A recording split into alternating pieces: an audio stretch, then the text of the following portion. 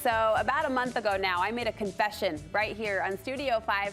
Tech Check contributor Amy Iverson was teaching us how to take full advantage of the Notes app, and I revealed there was another pre-installed iPhone app that I've never tapped into before.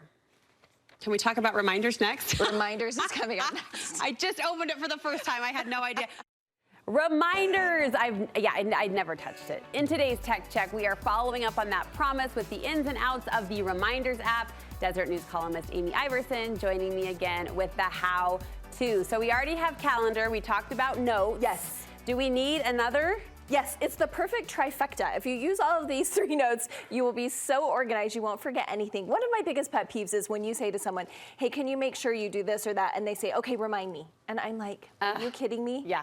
So this way, Siri is that for you. You never have to be reminded or have a Post-it note again. Okay, you have 4 types of reminders you say we all should be using. What's the first one? So the first one's just the basic time and date. So you can put a reminder in there and you say, I need to do this on Wednesday the 16th at 5 p.m. And it just goes right in your reminders, and a little bit before then, you'll get a reminder. Hey, make sure you do this on these. Yep. And I would do this as opposed to putting it in my calendar because... Well, either it's something that doesn't need a specific date and time. It's small. Or it's something that happens often. You don't need take my ibuprofen every 4 hours, like filling up your calendar. But it's something you forget. Yeah, okay, I'm with you. What's the second one? The second one is location-based. So your location services does have to be on for this. You just do that in settings and privacy. But then you can say, when I leave work, remind me to call my mom. And it knows when you leave your work, and a thing will pop up in your phone. Call your mom. Remind me when I arrive at the post office to check my post office box, whatever. You can just say, you can set custom addresses, or if you have those home and work things programmed, Smart. You just say, when I get home, remind me to feed the dog. Smart. Remind me when I'm near the area to check the P.O. box. Yeah, and whatever. It can also work when your phone either pairs or unpairs with your car. So as soon as you get in your car and your phone pairs with your car, it reminds you to call your husband. And you're just doing this through Siri. You're just talking. You can do it through Siri. Okay. But this part, as I'm just saying, you're just typing it in. You're just adding a new reminder on the app. All right, what's the next one? Okay, the next one is message. So if you're saying, oh, the next time I talk to Brooke, I need to remember to ask her where she got those earrings. You can actually put a reminder in your phone, tag you, and next time we're texting, a notification will pop and say, ask her about her earrings. No way. Yes. Oh, my sisters, we do this to each other all the time, and it becomes, what, I was gonna tell you something. What was that? I was gonna ask you something.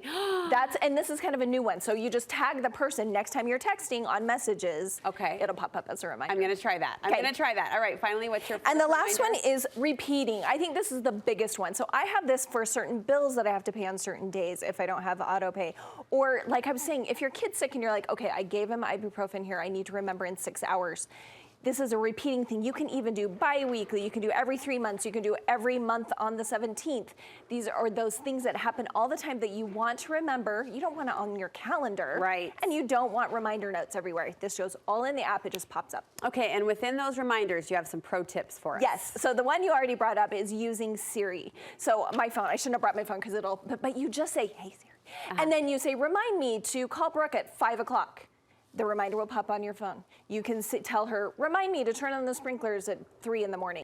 And it will happen. So that's the first one. The second one is using those hashtags, similar to what we did in Notes. Okay. You can use your hashtags to organize your reminders. So if you want to do it into work and school and mom or whatever you want to do.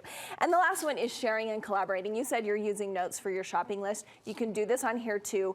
You know, you just tap that button when it's completed, and then you can decide that they're going to disappear when they're completed, or I, every once in a while, like to look at mine, all the completed tasks. It's like this sense of achievement. So that's just the last one. I love it. I love it. Any similar option for Android users? Yes. So your best option, I don't think it's as good as reminders, but your best option for Android is called Google Keep. Okay. And it does have a lot of the same functionality, and it's free. All right, Teach, I'm going to go practice. I'm going to report back and hope to get an A. You will be so happy. I can't wait. Thank you so much. You've got details in your column this week. Deseret.com/Amy. All right, Amy. Thanks, Thank you.